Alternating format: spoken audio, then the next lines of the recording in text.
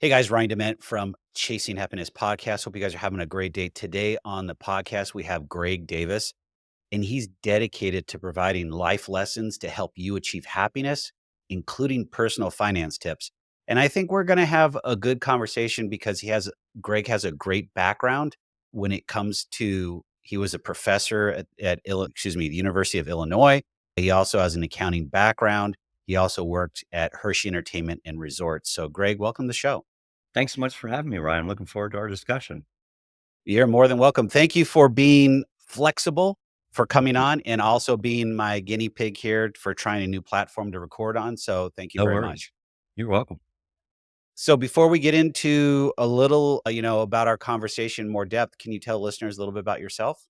Yeah, Ryan, I've been retired for about 3.5 years. Prior to that, I spent my prior 4 decades pretty much working in the accounting world in one form or another. I worked, as you mentioned, uh, best job of all was working for Hershey Entertainment Resorts, which is the Hershey Park. And we had a number of hotel facilities, a minor league hockey club, the Hershey Bears.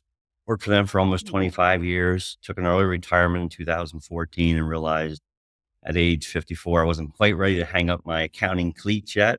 So I decided to teach, as you mentioned, at the University of Illinois in Urbana-Champaign for 7 years. And it was truly the best 7 years of my life. Just the fact that I was able to share my wealth of knowledge from my career and my interactions in the business world with really bright and upcoming students who I'm sure are going to make an impact in this world. So that was quite the kind of coup de grace for my 40-year career. And now here I am. Wrote a book about last year in 2023, and I'm just kind of following up with some podcasts and some fun things related to the book.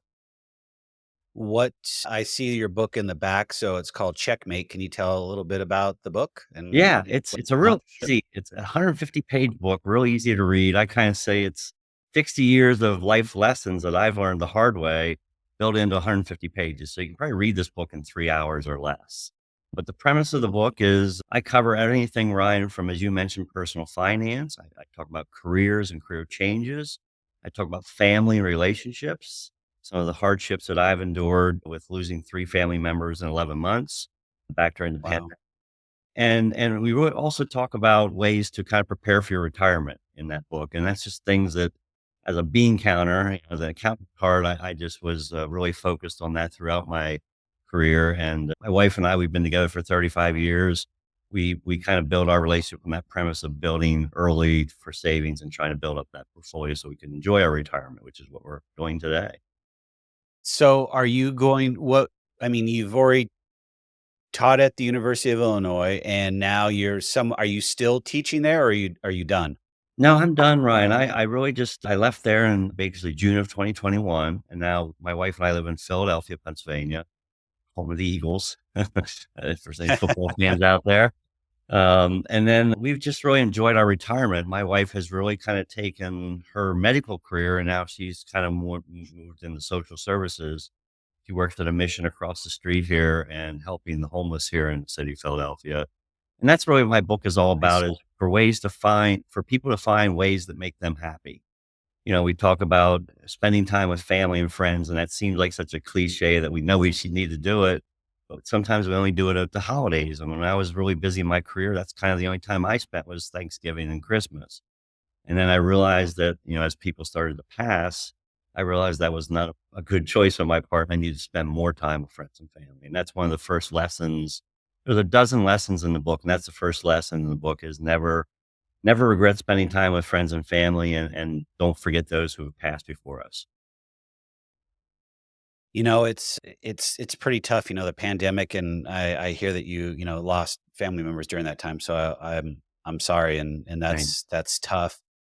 But the one thing that we tend to struggle with, and I know when I was younger, I had the same mindset, but it took a couple deaths in the family, but also, some health scares to realize time is our most valuable asset, not money, Yeah. and you can't get that time back. So like you said, being able to spend time with your family more than just at Thanksgiving and Christmas is huge.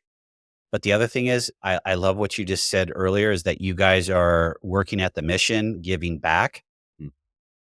I feel more joy and more happiness, and it makes me feel alive when I'm able to help others. because I'm not looking for anything in return. And I don't know how to describe it other than I think we've lost that in society. Everybody's instant gratification with the tools that we're using. Like today, we're, in two Right. different places. We're 3,000 miles away from each other, and we're able to have a conversation. Back in the day, you couldn't do that other than via telephone. And before the Right. telephone, it was the telegraph.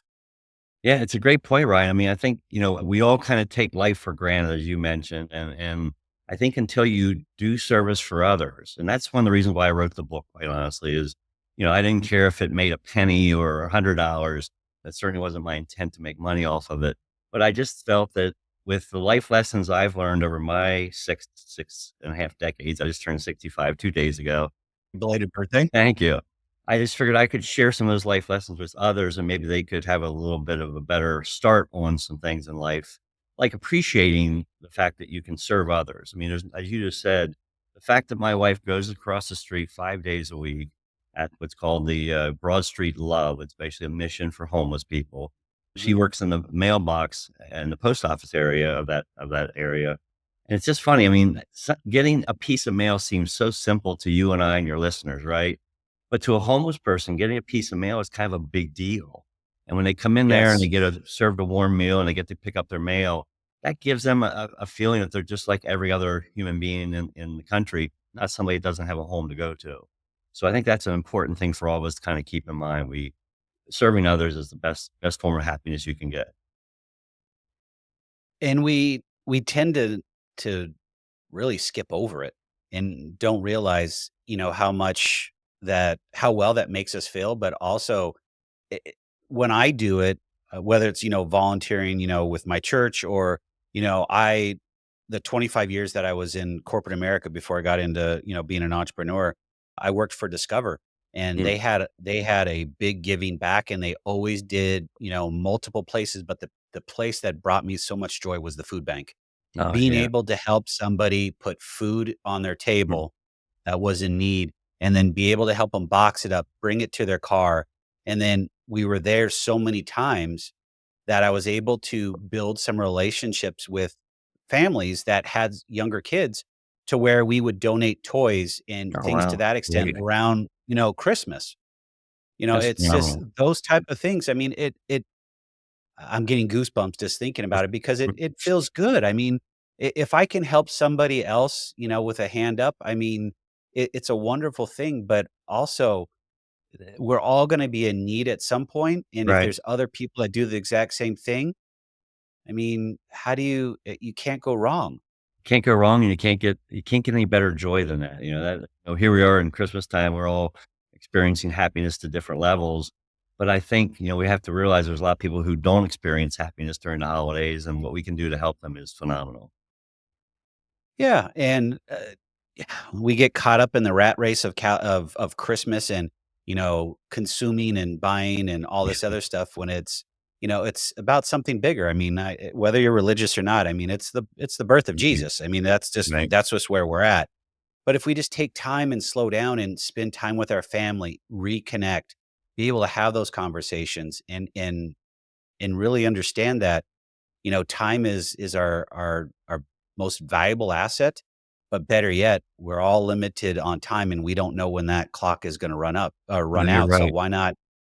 why not take the time to slow down and really and then just reflecting on family, whether you have the dynamics and we can go into all this stuff, family dynamics are different, across the Mhm. board, but sometimes you've got to be that person that builds a little bit of the bridge to get back to that dynamic to where you guys can have conversations and interact. And that's the hardest part. I mean, I think that piece is lacking and we can go to society and everything and I'll stop rambling, but I No, really no. think with COVID and where it went, it really hurt our communication. It did. I What, mean, Ryan, I think we're it went to still paying 0. for that today. I mean, that was 4 years ago, Oh, which is hard to believe, almost yeah. coming up in 5 years, but today I think we're still paying for that. We have so many people who work from home, and that's phenomenal if you can do that, and it saves you the commute and so forth, but I think it also hurts our ability to communicate with others when we're trying to do it from the confines of our living room space, Yes. in our den. So, to your point, I think one of the favorite quotes from my book when you talk about family was actually from my wife, Abby. We've been together, I said, 35 years. And after I lost the 3 family members during COVID, and none of them to the sickness of COVID, which is the amazing part, she had a great quote that tomorrow is promised to nobody, right? And that's something we kinda, again, take for granted. We wake up every day thinking, "Okay, it's just another day." But actually, every day we wake up is pretty doggone good day because we're still alive and able to enjoy all the amazing things in this world. So, it just I think the first chapter of my book is dedicated to family. It gives you kind of a different perspective how you think about your family. And yeah, not being thankful for being able to wake up in the day. I mean, Yeah, that's huge. That's one of the first things I'm thankful for. You woke me up this sure. morning and I get to breathe and my family's safe and healthy and you take it from there. I mean, Yeah. I joke, but I also take it very seriously. I mean, a roof over my head, food in my stomach, bills paid. I'm warm during the wintertime and cool during the summertime. Winter, Nothing's winter, more you can chicken dinner. answer, right? Yeah, everything else is gravy. Yeah, good way of looking at it. Good way of looking at it, Ryan. So, oh yeah, I love it. So what else in your book? Let's dive into it. What else are Yeah. you talking about in your book? Yeah, I think one of the more, impactful chapters I've had, at least from the reactions of my readers, has been the career stuff. I mean, I've had a number of college students who either I taught at Illinois or young people in their 20s who have picked up the book as a gift or otherwise, who've gotten tremendous advice from, the fact that when you're in a career and we all start out from college and we think, okay, I'm good at numbers, so why am I being an accountant, right? And that sounds good. Then you go do it for 5 years and you're bored out of your mind, right? And that's what a Mhm. lot of us actually get into in our careers is we get into a kind of an area we thought was going to be a strength for us, but we just don't enjoy it. And so I talk about in the book how, I mean, I was able to work for a company called Hershey Entertainment Resorts for 25 years. And this company, Ryan, is, we all hear Hershey's chocolate.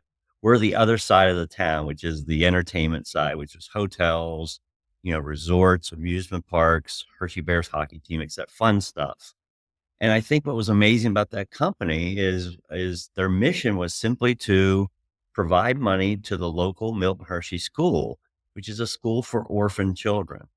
And this is a Oh, school wow. so when you think about that mission, it's not like, you're working for a Fortune 500 company where the mission is to provide dividends to the shareholders and hopefully get the stock prices up. This mission was to help anywhere from grade 1 through 12 students succeed in life. And there's some great stories. I even talk about one of the students in the book from the school who now is an incredible philanthropist, works for, as a phenomenal Fortune 500 company. And his main purpose in life is to help others. Because when he was growing up, he witnessed his father actually attempting to murder his mom. So when you think about those kind of situations, and that's what this school, Milton Hershey School, is all about, that made my day going to my job every day much more impactful because it wasn't about profits or shareholders. It was about the kids at the school who were trying to get a better life. So I talk about career changes, and then I left there in 2014. Just it was kind of a mutual relationship. I took an early retirement package, but I think I hadn't found really that was fun working for that company, and I enjoyed the mission, but it wasn't the ultimate of what I was looking for in a job. And so what I found was that I had been teaching part-time as an adjunct in Pennsylvania for years in the evenings and kind of enjoying it. And that was always my favorite day of getting up in bed. And so when I left Hershey, I decided I wasn't done yet. I decided to go for a full-time teaching job. And I talk about this in the book. It wasn't easy. I mean, I didn't have a PhD, Ryan. So, I just want to share with your listeners, there was quite an effort for me. And I talk about this in depth in the book to get a job at a major institution. So I had to move 700 miles away out to Champaign, Illinois to do it, uprooted my wife from her medical position in York, Pennsylvania. And we moved out to this little college town called Champaign, Illinois. Beautiful little college town. And that's where I found for the next 7 years, truly the ultimate why that I was looking for in my life, which was to share my knowledge with others in the accounting student world. And I think, as you read my book, you kind of see some of the ups and downs I went through to get to that job. But when I got there, those were the best 7 years of my 40-year career. So that was a big part of there's probably 3 chapters, I think, in the book related to careers and, how to move around from job to job. And I talk about some of those things that I did in my career, and hopefully there's a better path for others, maybe learning from my missteps.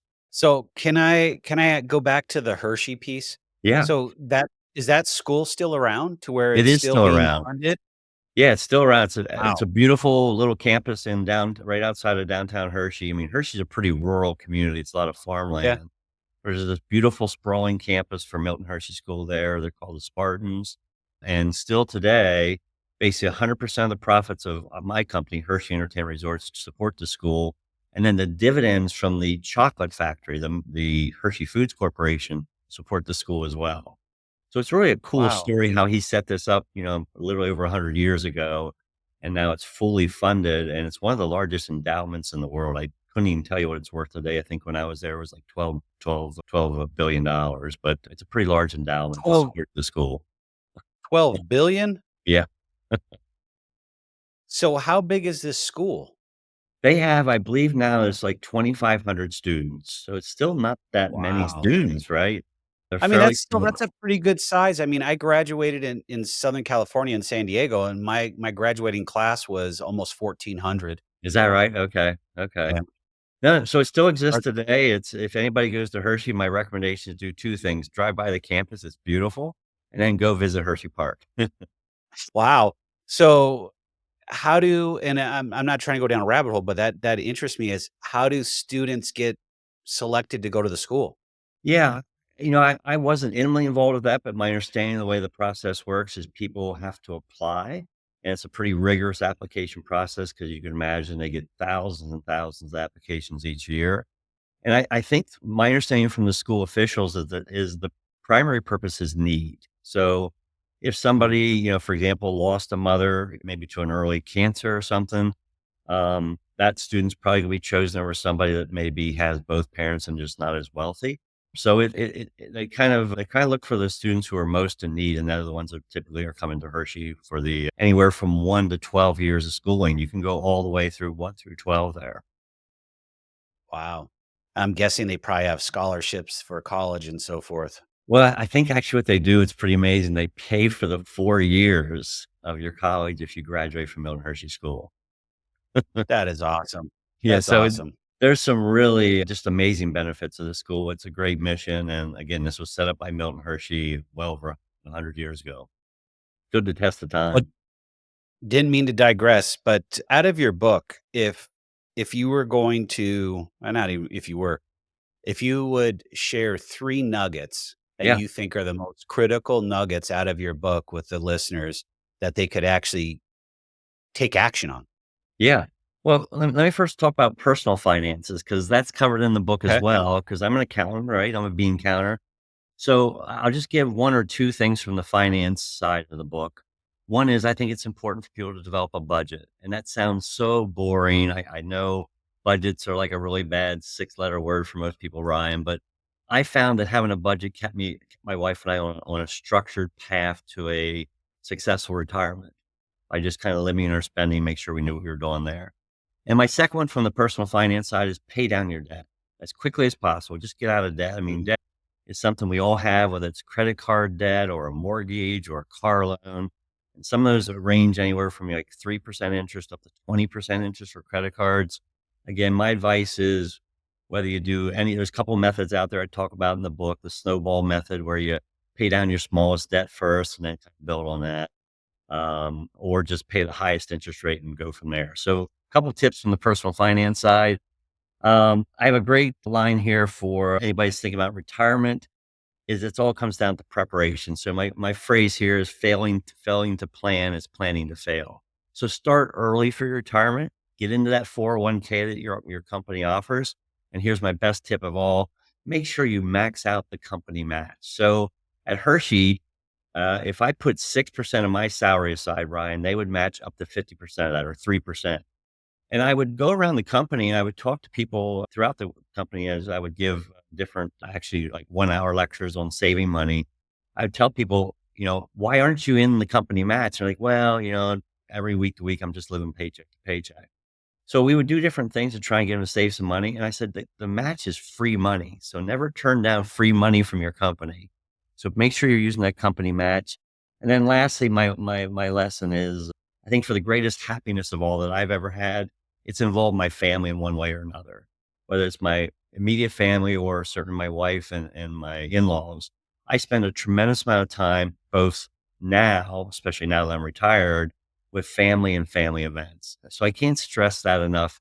Never regret spending time with your family. And again, we all have family members we've lost. Make sure you think about them throughout the year and remember the good times you've had with them. Are you writing more books or is this it? I get that question a lot, and actually, people requesting Checkmate version 2. But no, I think this is it for me. I think I had one book in me. I'm a numbers guy, Ryan, so this was really painful for me, put words onto a page and have people actually read it and somewhat enjoy it. But what I am planning to do in 2025, I've kind of hit the podcast circuit here this year, and I still do a couple of talks at local colleges and so forth. But for 2025, I'm excited that I'm going to be doing some YouTube videos, mostly on the personal finance side. And also, I hope to actually maybe do like an online course for people that would kind of get into the habit of saving money early in their life. Sounds like you're gonna do a little online business and turn into some type of coach or consultant? You know, I, I've people again have requested that service. I'm not sure if I'm quite there yet. I think I'm just going to do the online and some of the videos to help people and kind of see where that takes me. It's funny. My wife and I keep saying it seems like we're still fairly busy, even though we're retired, and maybe we just need to, at some point, make sure we have enough carved out that we can enjoy the retirement too. So I want to make sure we're doing some things together next year with some trips with my wife. What do they say, retire at 65 and then you only can live the good life for, 10 to 15 years? I mean, you gotta be Yeah, able to live it in between also. yeah, you're right. Yeah, you're right. Enjoy life because again, you just don't know what's going to happen tomorrow. That is very true. If someone wants to buy your book, where would they find it? Yeah, a couple things. They can go out to obviously Amazon is my biggest venue. Go out to Amazon, look up Greg Davis, checkmate. I also have a personal website, which is www.davischeckmate.com. And that's a great Okay. little site. I give some of the reviews of the book and so forth. And I'm out there on LinkedIn and Instagram. If anybody wants to follow me, I'm at Davis Checkmate. But I'd love to hear from any of your listeners, and I'll gladly interact with them in any form and try and get them some tidbits from the book. Well, we'll put the links in the show notes for people to connect with you. Sir, thank you for coming on. I'm just enthralled with some of the stuff you've done and what you're talking about, but happiness is huge and being able to spend it with family, loved ones, giving back, volunteering, all near and dear to my heart. So thank you for sharing your story. Well, thanks for having me today, Ryan. I really hope you and your listeners have a great upcoming holiday season. Thank you.